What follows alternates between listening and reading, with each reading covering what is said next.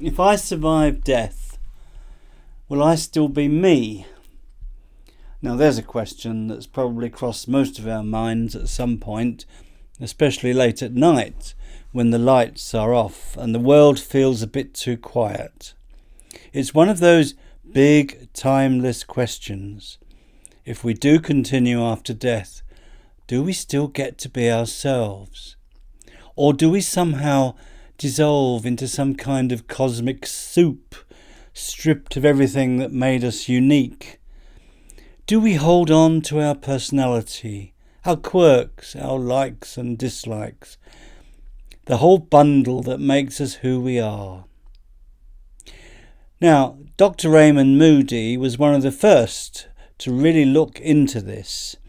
Back in the 1970s, he started collecting stories from people who had come close to death, people who had technically died and then come back. And in his groundbreaking book, Life After Life, published in 1975, he gave a name to these strange, profound, and often beautiful visions. He called it the near-death experience, or NDE. Now, here's where it gets really interesting. Across the board, people who had these NDEs, these experiences, from all walks of life, different cultures and beliefs, these people kept describing surprisingly similar things. One common theme? A sense of floating, of peace, and often of being greeted by a warm, loving light. This light wasn't just a bright glow. It felt like a presence, a being, and somehow, without words, this being encouraged them to take a good look back at their life. Not just a quick flash of memory, more like a full emotional replay of the highlights and the lowlights as well. The moments that really mattered. Now, people described seeing their life almost like a film, a movie, but not just from their own point of view. They relived moments through the eyes and feelings of others. So if they had once said something cruel, they didn't just remember it, they felt the sting of those words as the other person had felt them. That's a humbling thought. And it's not just near-death experiencers saying this. There are mediums, people who claim to communicate with the dead. Mediums often talk about a similar process happening after death.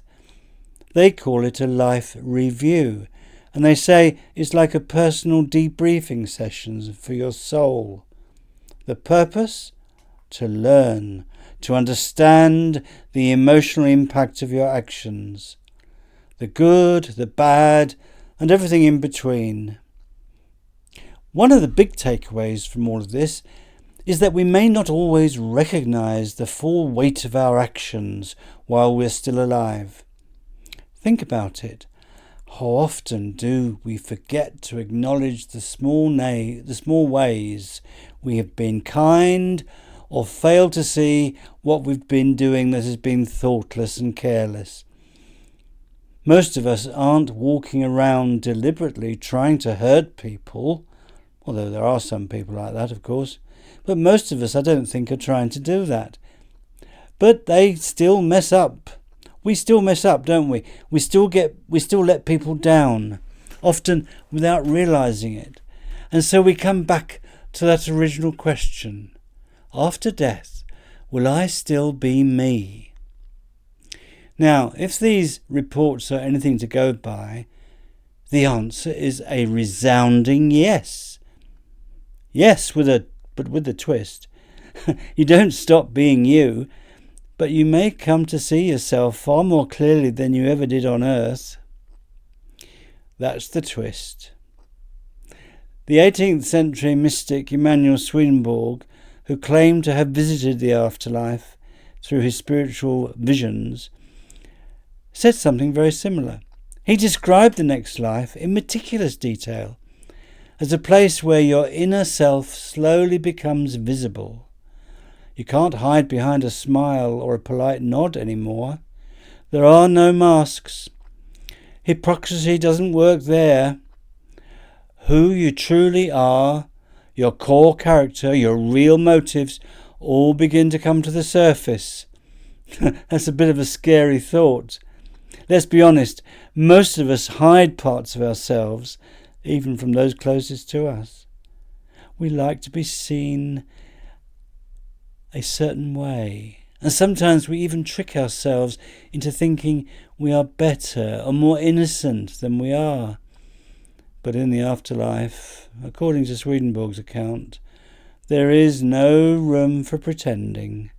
The light of truth, he says, shines so brightly that all illusions are stripped away.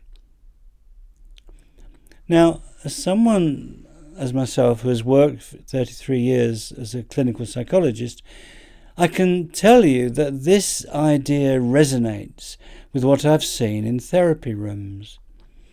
People come in carrying pain, confusion, self-destructive patterns in their lives. Part of the healing process is helping them understand why they do what they do. Often the reasons are buried deep. Past trauma, unmet needs, false beliefs. Psychotherapy helps bring those hidden parts into the open, where they can be understood and hopefully transformed. Now, from what I gather from Swedenborg's writings, the afterlife might be a kind of spiritual therapy, just a whole lot more intense and unavoidable. Now, you might be wondering, what happens once our true character is revealed? Is there some kind of judgment? Do we get punished or rewarded? Well, that brings us to the idea of purification, or as some religious traditions call it, purgatory. Roman Catholics talk about purgatory as a sort of spiritual waiting room where souls are cleaned before entering heaven. Chinese folk religion describes a realm called Diju, where spirits are renewed, sometimes painfully, before they reincarnate.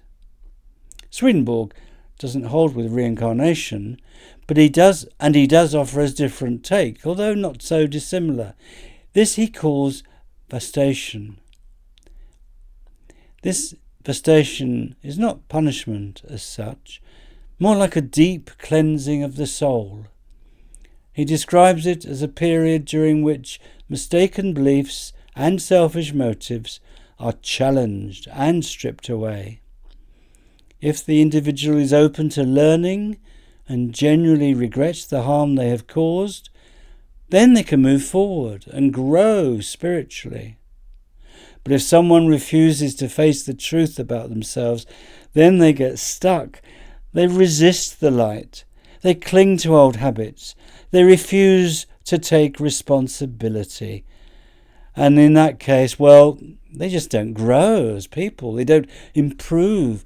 They just stay as they are.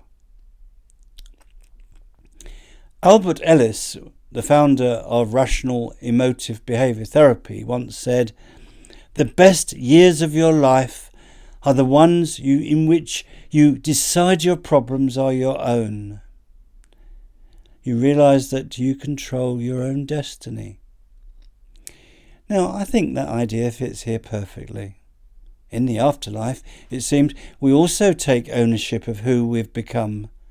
The person you are deep down, that's the person you take with you. So what does this mean for the quality of life after death, you ask? Does my character shape my experience on the other side? Absolutely. And that's also true according to a number of spiritual thinkers. Mediums often report that death does not magically turn us into better people. One was quoted as saying, "Death does not make a saint of a sinner, nor a sage of a fool." We carry our beliefs, we carry our habits, our attitudes, even our stubbornness into the next world. Just like here, your surroundings and your experiences tend to reflect the person you've become. Swedenborg believed this. He said that after death, people gravitate towards communities that match their true selves. If you've lived a kind, helpful and thoughtful life, then your afterlife will reflect that. You will be surrounded by others who share your values. But if you spent your life being manipulative or self-serving, then you'll find yourself among people just like that too. And that's not necessarily about punishment. It's more about judgment. No, it's not. It's more about alignment. Don't get it wrong. It's not judgment. You end up where you fit. It's your choice. The selfish person isn't being judged to a bad place. They've just drawn themselves to that environment because it mirrors who they are. When they feel at home and fit in, that's where they're happy as they can be. Now, let's be honest, a world of selfish people probably isn't going to be the warmest or happiest of places. In contrast, a life built on compassion and service leads to a different kind of joy. This is a quiet, deep satisfaction in being useful, in seeing the good in others, in being part of something bigger than yourself.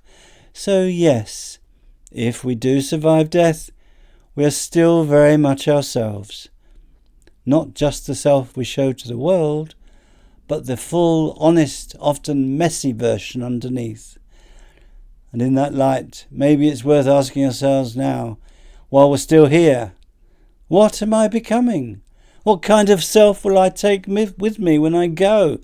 It's a sobering thought, but also a hopeful one. Because if we get to continue, then we get to keep growing. Even after death, the story of you might not be over. Thank you for listening to me.